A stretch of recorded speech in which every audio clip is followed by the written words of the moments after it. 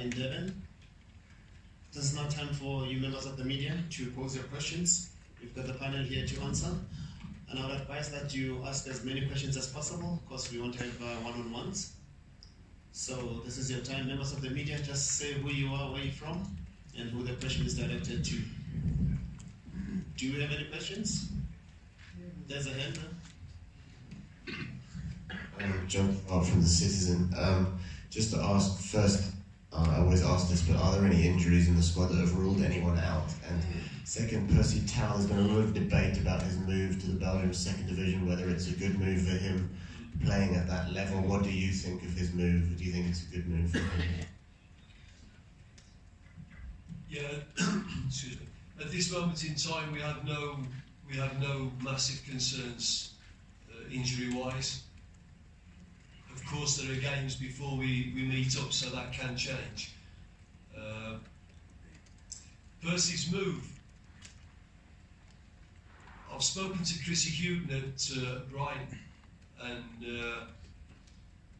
it's obvious their strategy with Percy is to hope that he gets his international caps, and I don't think they're too concerned about where he plays to gain European experience. They just want him to bounce into Europe and then collect his caps and then be a part of the Brighton squad.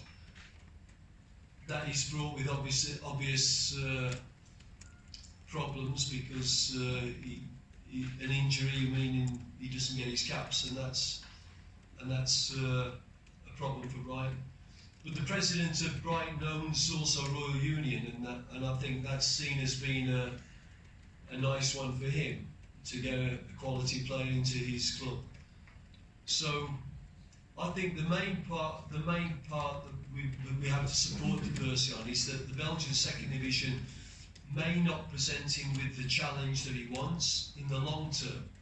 I'm sure Percy, being the great lad that he is, will approach this in a very professional way and give it all he's got. But he will need some support if it becomes obvious that it's not the challenge that he really wants. Both Chris and I think us on this side, we need to help Percy on that one. But I think Percy, initially, John, to answer your question, I think he'll feel this is great, and he'll just be happy to get out and face a new challenge. Hopefully that challenge will be enough to stretch him.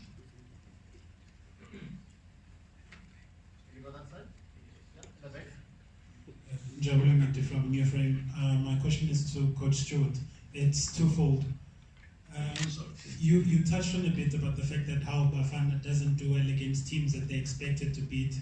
I mean, looking at our performance against Cape Verde and even Mauritania, what were the lessons from Cape Verde where a lot of people expected Bafana to win that game? And how do you prepare for that game where, I mean, that the team is expected to win, and knowing the fact that in the past that the reaction hasn't been that great?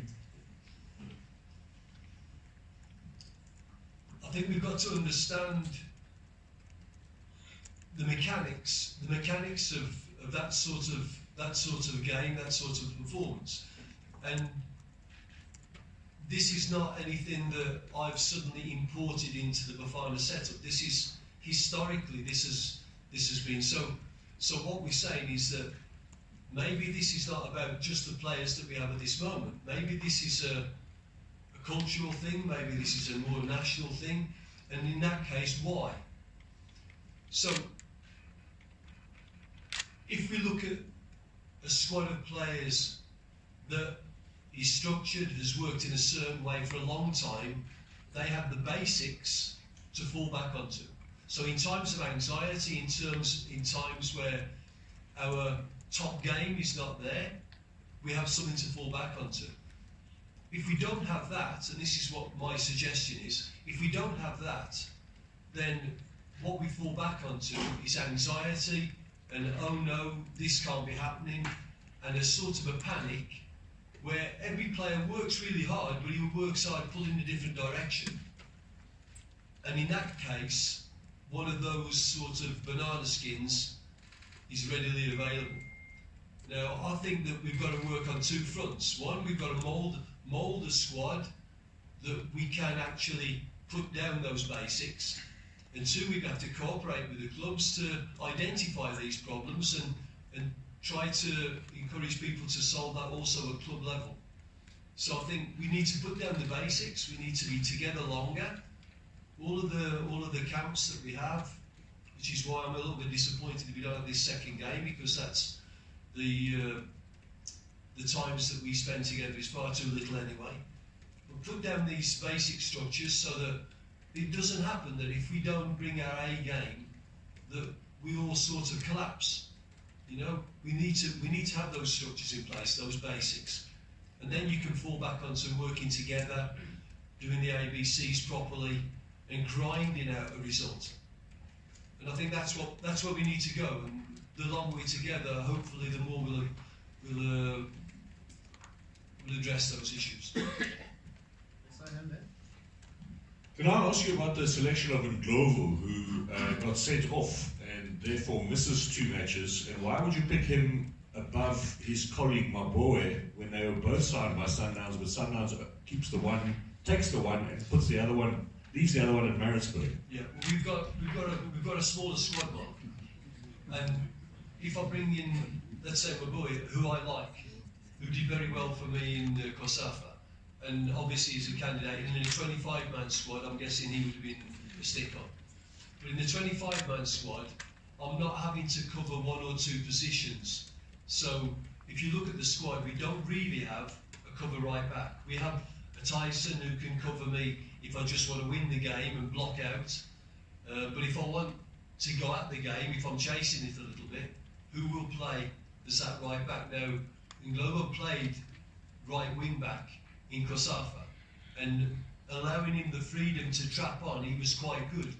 So I get your point, and Maboe, certainly I like him, and certainly he would have been in, but given a smaller squad, then Ndlovu covers me in that central area, wider area, and also he's one of the ones that we want to give international experience to, and it is a part of that.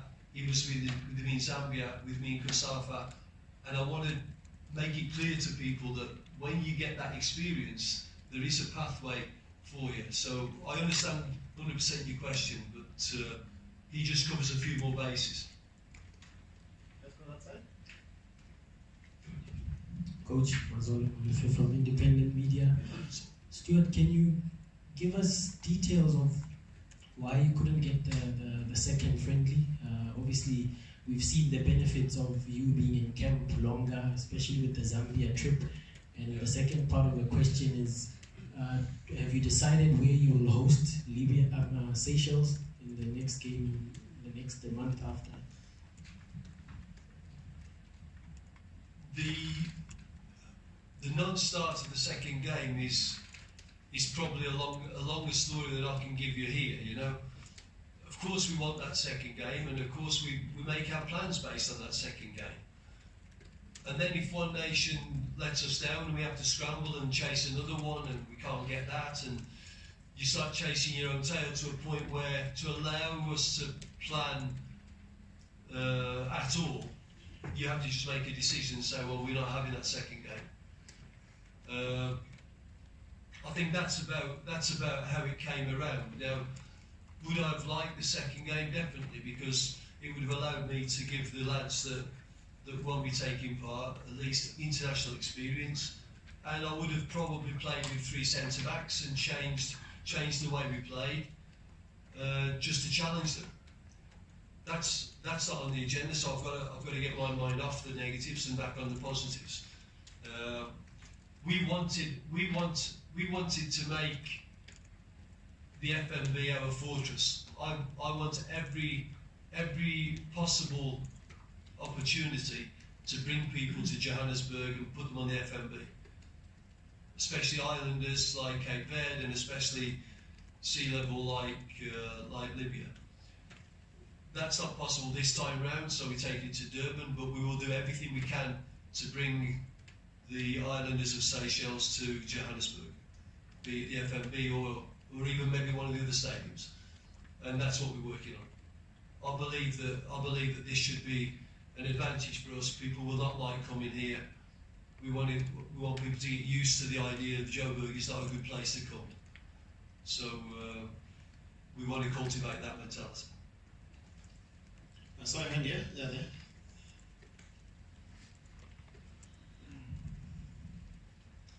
Coach Sazi from Sunday Times. Maybe you can give us your strategy. When do you think you wrap up this qualification?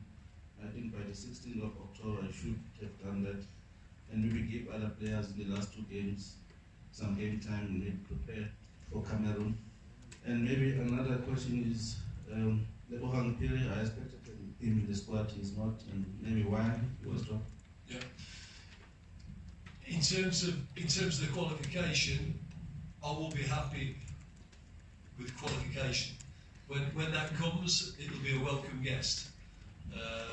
We would love to wrap it up quickly because, as you say, that would give us a great opportunity to then try and rotate some players and get some international experience into them. But if that has to wait, it has to wait. I think we have to have the mentality, again, with all humility, that we're not spoiled by qualifications, and we just want to get this qualification under our belt. The Libya game is a massive game for us, so I'll approach this one first, and then if we can get this one out of the way, then yeah, we'd love to wrap it up quickly. Because you're right, it would be a good opportunity for us.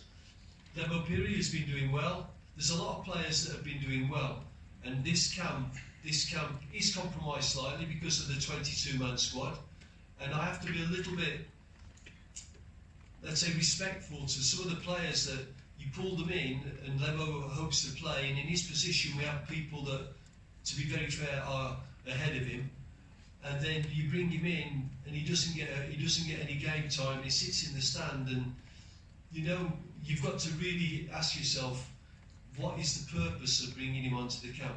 It would be nice for him, but it would be nice for Babui as well, and it would have been a nice one for a lot of players. So Lebo's been doing okay. I've got Lebo monitored because I have a contact in that area that gives me good updates on it. So I know about him, and he's doing well, and we'll keep him monitored. Do you have any more questions? Yes, sir. Thank you, Coach. Velila from the CBC. You spoke about the opposition, and when one looks at their results against Tunisia and the DRC during the World Cup qualifiers, very tight results. Entirely, what have you found against this team, the brand of football that they are playing? And also, if you can just update again, because we've always been asking for updates on the finalization of your technical team. Yeah, well, I'll take the first one first because that's the easiest one. I've got some really good intelligence on Libya. We've broken their way of playing now, and we think that we can make it difficult for them. Now, the problem or the challenge that we have is to identify exactly how they'll play. When they played against Morocco, for example, they flew on and pressed really high. Now, I thought they looked better when they did that. On the other hand, they may look at the way Senegal played when they came here, and the way that Cape Verde came when they played here, and played very deep, and didn't allow South Africa to use the big spaces the way we did very well against Nigeria and Burkina Faso. And so they may think that, well, okay, we press high, but we may be better pressing low and killing the space for them. So what we're going to do in our preparations is we're going to prepare, do that. If they press high, we'll do this. If they press low, we'll do that. And again, that has affected some of the team selections. So those are the two ways that they can play, and I think we can find a way around it. I don't think, South African teams, when people have dropped very, very deep, have been adept at finding the space. I think we become a bit passive. Well, I want to make sure that that's not the case on this camp, and we're going to be doing some work on it. In terms of the technical staff, we do have challenges. We do have challenges there, because some of the people that we have recommended, it's not been as easy as we thought it would be. We've been in an election year. There's been budget problems, and it's been difficult to know where we can throw the net. We still have 2 or 3 candidates for each job, and it's up to Safa now to sift through my suggestions and say, this is what we can do, this is what we can't do. So for this one, Malefa and Teki will assist me, and he will move into Neil's programme later on, after the end of the Afcon. And until then, that's what it's going to be, and we won't make a 100% choice until after that.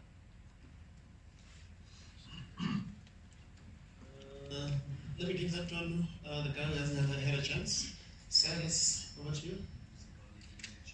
Not yet.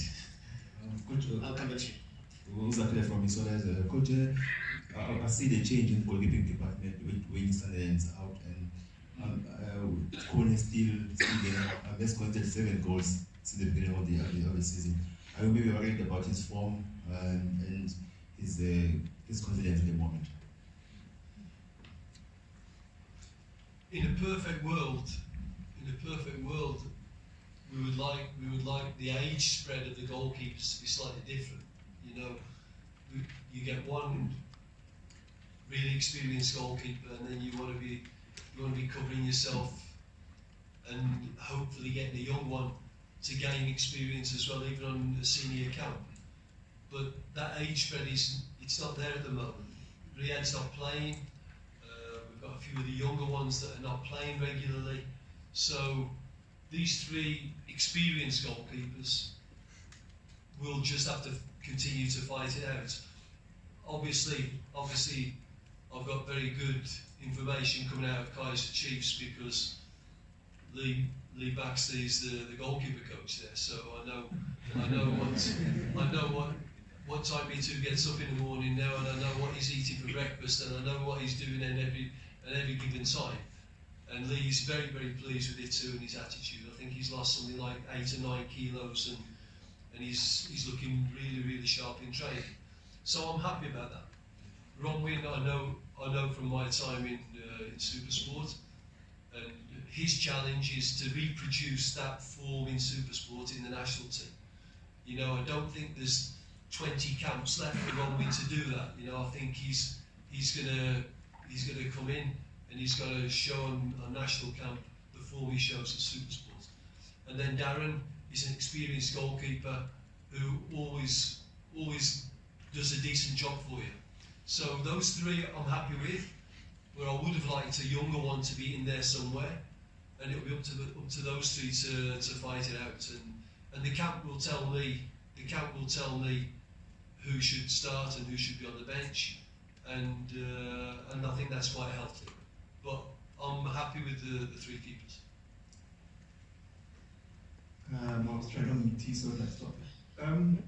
Stuart, just in terms of looking at the World Cup and the African performance, and I know when we didn't qualify, we said we were not far of Senegal, but the fact is FIFA's influence or not, we finished 10 points behind them in the group. Yeah. And if the African performance, all the teams going out in the first round, does that say something about a gap that we still have to fill in terms of getting to a level? I mean, we've got Vision 2022, and just this Nations Cup, obviously we need to qualify, but if we do qualify, one would think we need some kind of performance, not going out in the first round, to just show there's some progress happening in terms of Vision 2022. Yeah. And just a second question, the reports that were there linking you to Kaiser Chiefs, I think we have to ask you for clarification if there were ever talks in that. Yeah. Let me take that one first, because that's probably the simplest one. You know, I left here and I went to Sweden to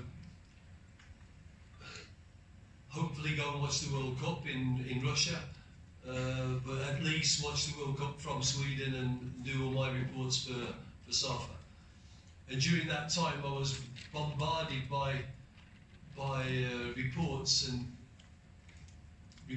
counter-reports about how interested Chiefs were to bring me there. Now, I'm not blowing my own trumpet when I say that I would imagine that every time Chiefs need a coach, my name will come up there somewhere, rightly or wrongly.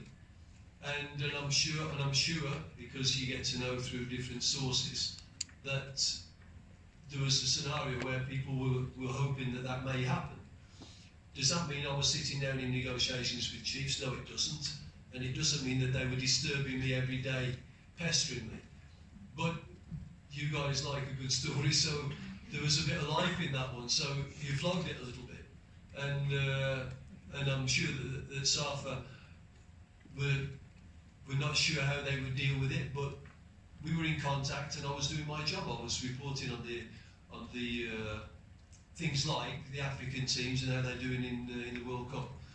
So yes, I'm sure there was life in it, but was it an ongoing saga as it looked in the press? No, it wasn't.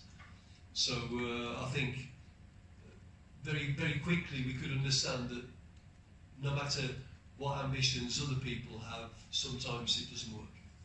So that was that one. And now, if we talk about, I think your point, Mark, in terms of the African nations, I've done a report for the association based on how every team at the World Cup after the quarter-finals, after the group stages, how they solved the critical phases of the game. And when I did the African nations, I have to say that I was disappointed. I was disappointed that, for example, Morocco, who I thought did quite well, or in Egypt, they didn't show, and this may sound stupid of a European saying this, but I don't think they showed real African football. I thought we went there and some of the African teams almost played European, played deep, parked the bus, hit on counter.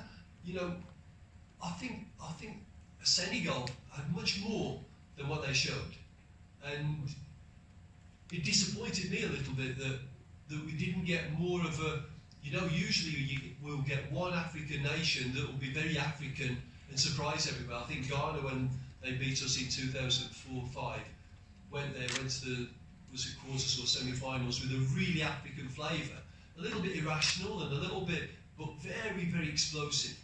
And I didn't see that, and I was disappointed. I would have liked to see people take on the rest of the world with a bit of an African flavour. And if you're going to fail, let's fail gloriously with doing that. But I thought that we could have been more African. That may sound stupid coming from a European, but so if I take that and I say, well, look, what are we going to do? I'm very concerned that whether the opinion of the crowd here concurs with me or not. I am very concerned that we reflect South Africa in South African football.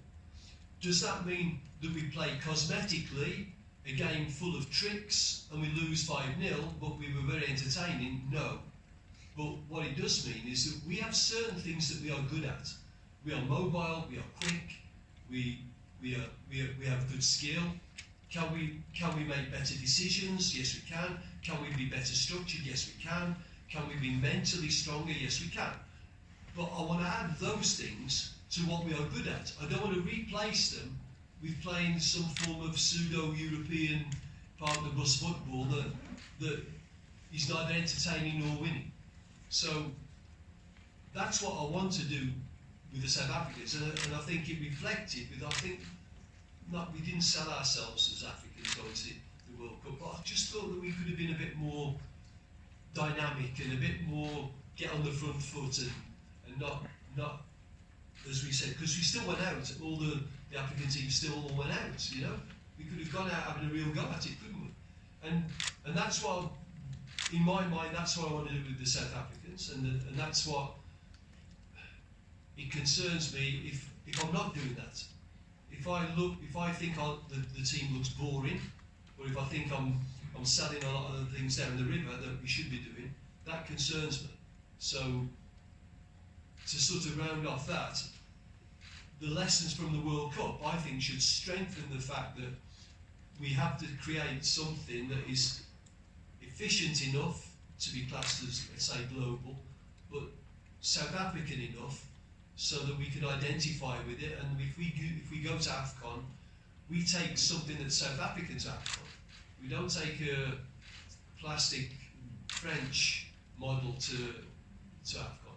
And if we go through Afcon and get that experience, then we are preparing to take something, as you say, that can challenge and not just make up the numbers in an eventual large tournament.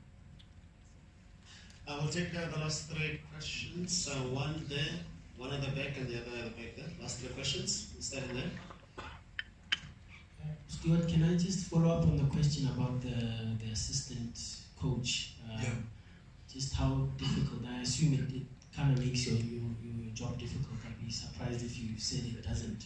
But, in the sense that you have sounding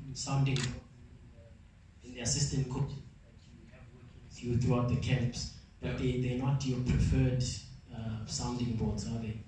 Well, I wouldn't say my preferred sounding boards, because I've got a lot of time for the people that have been assisting me.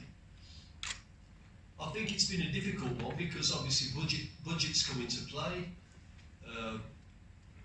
We can't do like Cameroon have just taken in part of Kluivert and the Dutch lot, and they've given them a clear run. But you know, we have budget constraints, and I understand that, and it's nothing that I accuse anybody of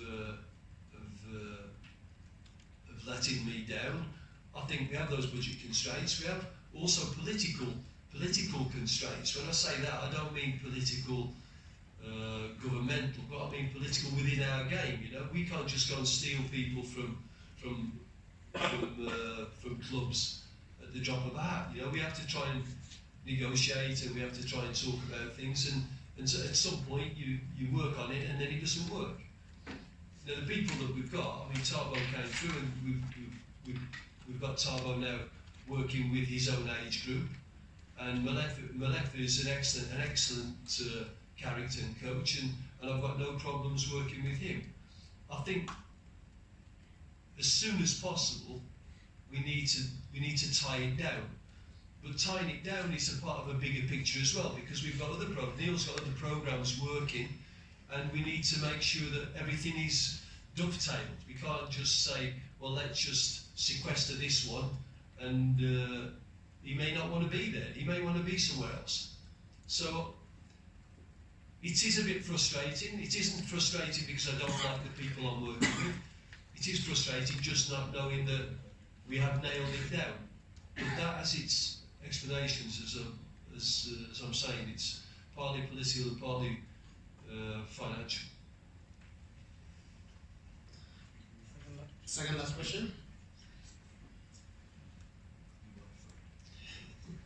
Coach Kumuzo from the Daily Sun here at the back. I see you've got some youngsters on the Zoom, Mukwena and Mutiba, and Lovu as well, are some of the youngsters you've had before. You said when you went to Zambia that you want to blend the youth with experience, and going to COSAFA as well. Part of it being that you want to introduce these youngsters.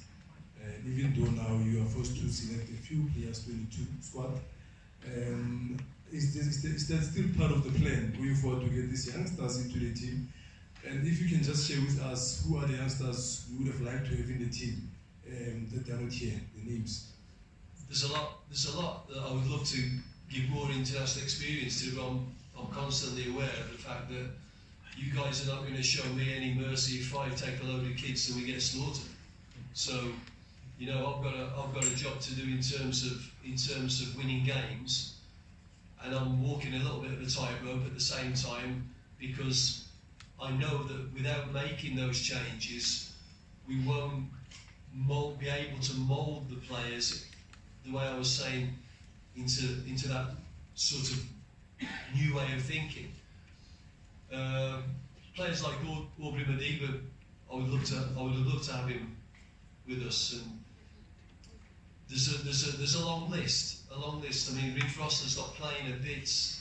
You know, we need a young right back.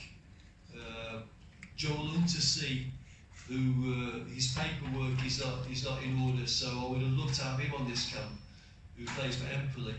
So we do have young players that we need to bring in. As I say, we've dropped the average age of the team drastically, and if we can continue to do that over the next 12 months, then we should be hitting an average age of about 24, 25. And if you then allow that team to develop, that squad to develop, as you're going into qualification for Qatar, you should have about a 27-year-old average age. And if we can give them the international experience, then they should have the caps in the bank. And if we've done the right thing then, and we've created a way of playing that suits the players, then I think that at that point we will have a better, younger, experienced squad supported by a lot of these guys that will then be experienced, and they should all be stooped in the same sort of mould in terms of their mental approach and tactical approach. So I'm pleased that we can do that, but again, you know, you're walking a tightrope, because as soon as we take a smacking with some of the younger players, then it's going to be throw the baby out with the bathwater and let's get all the older ones back. So I'm aware of that. Last question at the back there. Yeah. Coach, for you personally, what would it mean to take the team, to qualify the team to the Afcon, and also when you're there to do well? Because I mean, as much as you've done quite well in the domestic league, in the continent as a coach, you haven't done that well. And when you look at the criteria of the coach that Bafana had wanted, your only shortcoming there was continental pedigree. Yeah, I think difficult for me to argue with that, really. I mean, you've said that I came here and worked with Bafana the first time. We didn't qualify, and then we didn't qualify for Russia. If you look at the circumstances surrounding both of them, then I will take my part of the responsibility, and I think we have to identify if there is any other area that we need to look at. I would argue that there is, and that is why SAFA have said that we need a long-term program. You know, I think for many years we've looked at creating a team through some sort of epiphany. You know, one day we will wake up and the sun will rise and we will have a fantastic national team. I don't think that's the way that things work. And I think we have to resist the temptation to keep constantly changing and persist with a program where we have a strategy. You know, it's easier to have a strategy and defend that strategy than have to defend individual decisions to pick this player or this player, or did we win that game or did we draw that game? Did we miss a penalty and therefore lose, or did we score a penalty and win? Those things are too small.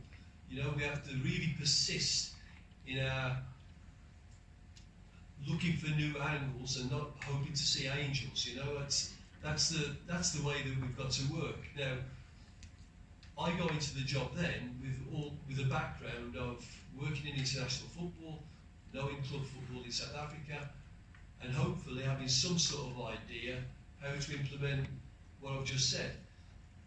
If it becomes brutally obvious that I cannot do that for whatever reason, if it's because of the structures in the country or it's because of my inadequacy, it doesn't matter, then I will stop. I will stop. No one needs to sack me. I will stop and I'll walk away from it and give somebody else who I feel is better placed the opportunity to try and do that. But I fervently believe that is the way forward. That is the way forward. Now, I will do everything that I can to impart as big an effect on that as I can. Other people will decide quicker than quick if they don't think that's the case. But I think if we all get behind that sort of strategy, you know, I think if the clubs and the players and the media and the people understand that that quick fix is not, it's not going to happen. You know, we've tried it for so long. Now, give this a little bit of time. And I'm, again, brutally and painfully aware that time is not the friend of a coach in the modern day game.